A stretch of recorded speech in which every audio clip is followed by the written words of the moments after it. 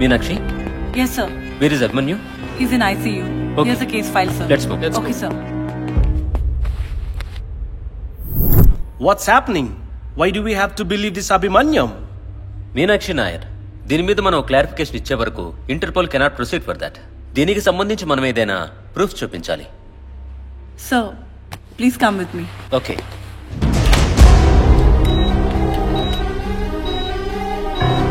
Wasim Bhai, the most wanted international criminal. వీడేంటి ఇక్కడ? It's not safe. Don't worry, sir. Hospital is under our control. మనకు తెలియకుండా చీమ కూడా లోపలికి రాదు. సార్, ఇప్పుడైనా ఈ కేసుని సీరియస్గా తీసుకోవచ్చా? ఎస్, నేను ఇప్పుడే హయ్యర్ అఫీషియల్స్తో మాట్లాడతాను. వాళ్ళు కుదరదంటే పిఎంతో మాట్లాడతాను. రేపు మార్నింగ్ కల్లా ఈ విషయం ప్రపంచం మొత్తానికి తెలియాలి. Sure, sir. I'll take care of all the international operations. All the best. Thank you.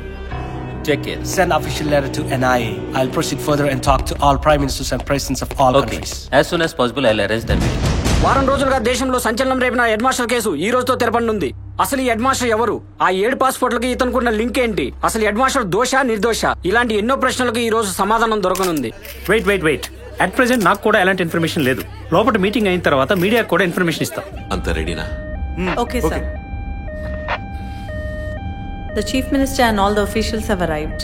We'll be reaching in 5 minutes. You can get some rest here. No, I have to come.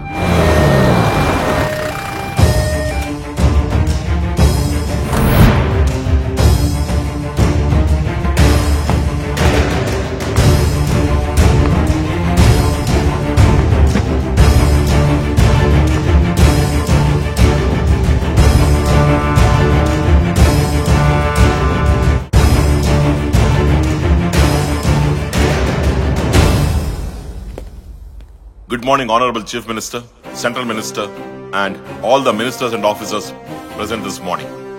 గత కొన్ని రోజులుగా రుద్రవరం గ్రామం నుంచి ఢిల్లీ రాజధాని వరకు అందరినీ వెంటాడుతున్న ఒకే ఒక ప్రశ్న,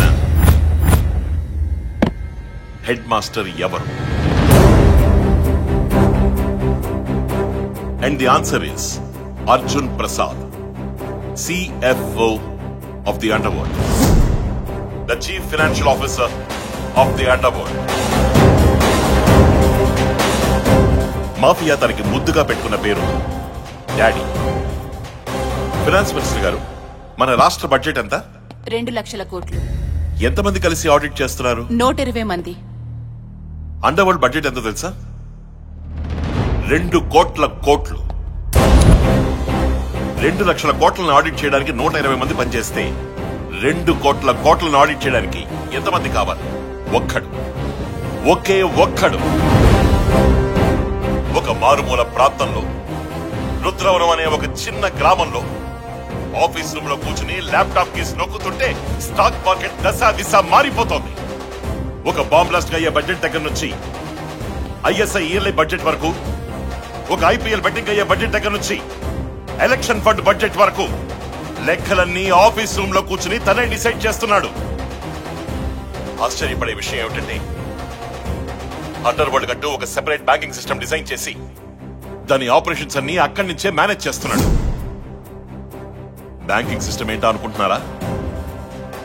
పార్కింగ్ లాట్ లో చనిపోతున్న వాచ్మ్యాన్ దగ్గర నాకు ఏటీఎం కార్డు దొరికింది. అదే ఈ కేసుని ఒక మలుపు తిప్పింది. అదొక నార్మల్ ఏటీఎం కార్డు, కానీ డేటాబేస్ లో దాని అకౌంట్ డీటెయిల్స్ ఏమీ లేవు. కార్డు పనిచేయడం లేదు. పైన స్టిక్కర్ తీసి చూస్తే అదొక black card, highly technologically designed card. CC footage చూశాను. ఈ కార్డ్ ని వాచ్మెన్ ఒక పాన్ షాప్ లో ఇచ్చాడు. ఆ పాన్ షాప్ ని సెర్చ్ చేసి చూస్తే ఈ స్వైపింగ్ మిషన్ దొరికింది. వేలల్లో కావాలనుకుంటే పాన్ షాప్ లో, లక్షల్లో కావాలనుకుంటే బట్టల షాప్ లో, కోట్లలో కావాలనుకుంటే parking lot.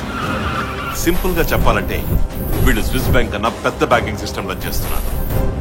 And you know one thing, ఇదంతా దుబాయ్ లో ఉన్న కాబా టవర్స్ లో సాఫ్ట్వేర్ అండ్ డెవలప్మెంట్ అథారిటీస్ కింద జరుగుతోంది. అంతెందుకు సార్, మన హోమ్ మినిస్టర్ గారికి కూడా ఇందులో పెద్ద అకౌంట్ ఉంది. సార్, ఓసారి మీ పర్స్ ఇస్తారా? What nonsense you're talking? నా పర్స్ నీకెందుకు ఇవ్వాలి? Vivek, and this is the black card I'm talking about. ఇదే అర్జున్ ప్రసాద్ డిజైన్ చేసిన అండర్ వరల్డ్ బ్యాంకింగ్ సిస్టమ్. ఇందులో అండర్ వరల్డ్ కి సంబంధించిన అన్ని ట్రాన్సాక్షన్ డీటెయిల్స్ ఉంటాయి. వీటి servers all over the world 7 continents లో డిఫరెంట్ కంట్రీస్ లో చాలా సెక్యూర్డ్ గా మెయింటైన్ చేయబడు. అండ్ ఇంకో ముఖ్యమైన విషయం ఏమిటంటే ఈ సర్వర్స్ తాలూకు ఐపీ అడ్రస్లు ఎవ్రీ సెకండ్ మారిపోతూ ఉంటాయి. దీన్ని హ్యాక్ చేయడం ఎవ్వరి తరమో కాదు, ఎందుకంటే వీటి పాస్వర్డ్స్ అన్ని క్లౌడ్ డేటాబేస్ లో స్టోర్ అయి ఉంటాయి. And coming to the point, ఇది హోమ్ మినిస్టర్ గారి అకౌంట్, ఇది ఆయన బ్యాలెన్స్, ఇవి నిన్న రాత్రి ఆయన చేసిన ట్రాన్సాక్షన్స్. సో మొత్తం అన్ని డీటెయిల్స్ కూడా ఈ బ్యాంకింగ్ సిస్టమ్ లో చూడొచ్చు. ఇతనే కాదు, ఇంకా ఈ లిస్ట్ లో ఎంతో మంది ఉన్నారు. నేను నమ్మలేకపోయాను. వీళ్ళ గురించి క్లూస్ వెతికి చూశాను, లాభం లేదు. అప్పుడే నాకు గుర్తొచ్చింది, ఆయనే చెప్పారు ఆయన బెంగాల్ యూనివర్సిటీలో చదువుకున్నారని. కల్కట్టా వెళ్ళాను, అక్కడ మొత్తం ఎంక్వైరీ చేశాను. సో తెలిసింది ఏంటంటే 1987 బ్యాచ్ లో సిఏ టాపరే ఈ అర్జున్ ప్రసాద్.